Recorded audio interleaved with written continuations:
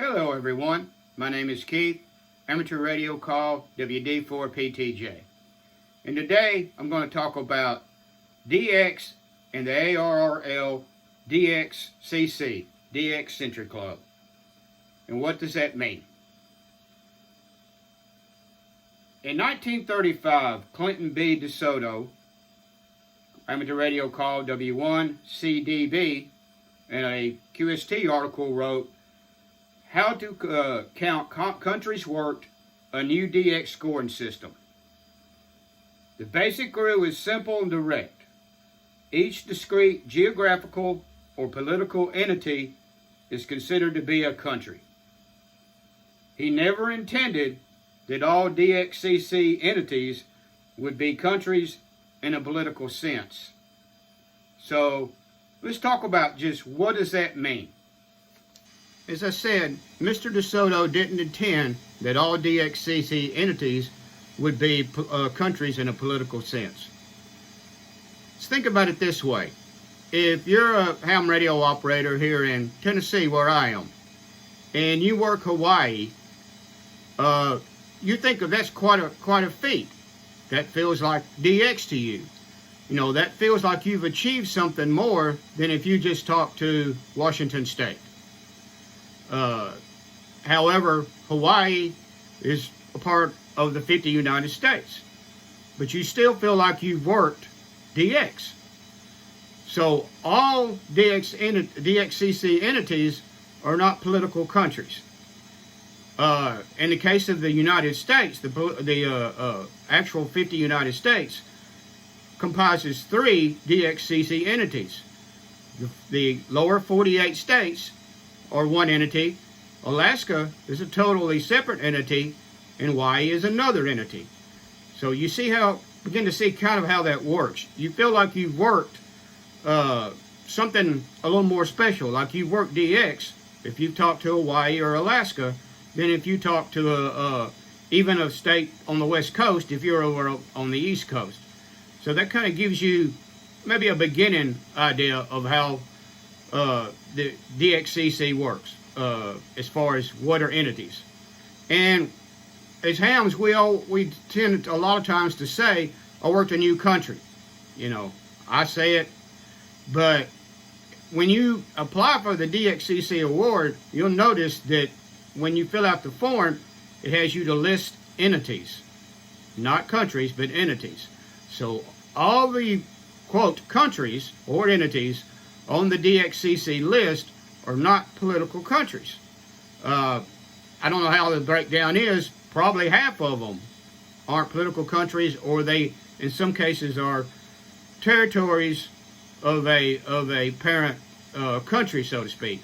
Puerto Rico is considered a separate entity, a separate country, if you want to call it that. So would be Guam, and that applies to that situation with other countries too. So that begins to give you an idea of what is considered, entities or countries for the DXCC Award. And you will find that there are quite a few islands that are on the DXCC list, some of whom it's surprising to some people that this would, be considered, don't even have a population. So you ask, well, how do you ever work somebody and nobody lives there? That's where DXpeditions come into play. A group of hams get together and decide that they're going to go and activate one of these particular islands that are on the DXCC list. Now, let me clarify that there are a lot of islands that are close enough to their parent country that they're probably a territory of that wouldn't be on that list. There are people that work islands on the air, and some of those islands are just off of the coast of a country. I think there's a Pacific distance. I think it's 800 kilometers that an island would need to be away from the parent country, perhaps. I could be wrong about that distance, to be considered a separate entity. But back to the DXpeditions, a group of hams get together, and contribute their own money, and these things cost thousands and thousands of dollars to put on. They take contributions, and they will go and activate some of these islands. And in some cases, they'll also go activate places that are not islands, that are rare, that countries that there are not very many hams in, that are not real active. There are some African countries that fall into that. But some of these places like that are in some pretty rare and pretty remote places and areas of the world. And it's quite a feat to go and put a station on the air there. So there are, I believe at the current time, 335 entities or countries on the DXCC list. There is a committee, as I understand it, that decides, what's on that list, what fits criteria, and that list changes sometimes. There are places that will be deleted for whatever reason. Just to give you an example, when the Soviet Union fell apart, all of those different states that made up the Soviet Union, became independent countries, and so now the Soviet Union itself would be a deleted country, and all the other countries that made that up, would now be countries that you could work. Same thing for Germany. Used to West Germany, East Germany were different entities, and now they're one. Sometimes you will see somebody that will list the number of countries they've worked, and it may be more than the current total of entities there are, and that's because they're also counting deleted countries. That will count as your DXCC total if you worked them while they were still considered, before they were deleted. So sometimes that total that somebody lists may be more than the number of countries there are, and that's usually in the case of somebody who's on the honor roll. They've worked, a high percentage of the countries there are. So that gives you an idea maybe of what is considered a country. You can go to the ARRL web page and look under DXCC, and it'll tell more in detail what how they determine what is a country and what is not. So how do you get the DXCC Award, and what is it? This is what the DXCC Award looks like. This is the basic award. It's mixed mode, where you have some of your contacts on phone, some on CW, and some could be on digital. You can also get an award with where all the contacts were made on phone, or all of them on CW, or all of them on digital. There is an award for contacts made through satellite. You cannot get count contacts that were made through a repeater or any type of voice over internet. That wouldn't count for the DXCC Award. You can get an award for different bands. You can get one for 100 contacts on, let's say, 10 meters or 15 meters. You could get one for all the different bands, HF bands, where you get one for 6 meters also, and I guess 2 meters. You could,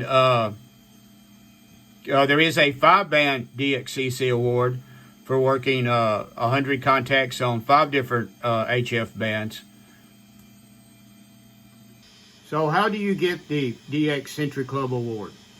Once you've got 100 entities worked and confirmed, and to confirm them, you'll need to have QSL cards from all of them confirming the contact, or if you're using Logbook of the World and the other station is, then they can be confirmed that way.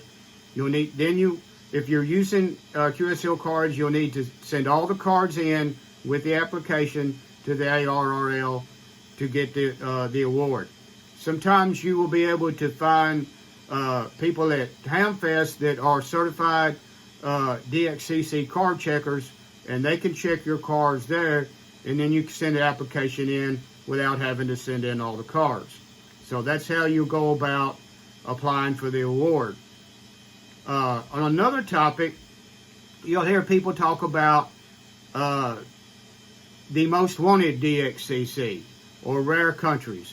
And there's a list that comes out every year. They do a survey of the DXCC entities, you know, and what is the rarest countries. And you might be surprised, or you may not, that the #1 country that's on that list for quite some time now is not one of these isolated islands without a population. It's actually while not a huge country, it's actually a pretty good sized country with a population that is the rarest DXCC entity, and that country is North Korea. It's no surprise that, you know, the leader there does not allow any ham radios, so there hasn't been any contact with a North Korean station in quite a few years now. And you can bet that if it ever is allowed again, there'll be the hugest pileup you ever heard trying to work North Korea. So anyway, that gives you a little bit of an idea, I hope, of the DXCC Award and how to go about getting it. So as always, if you like this video, be sure to click like and subscribe to the channel if you like. 73, everybody.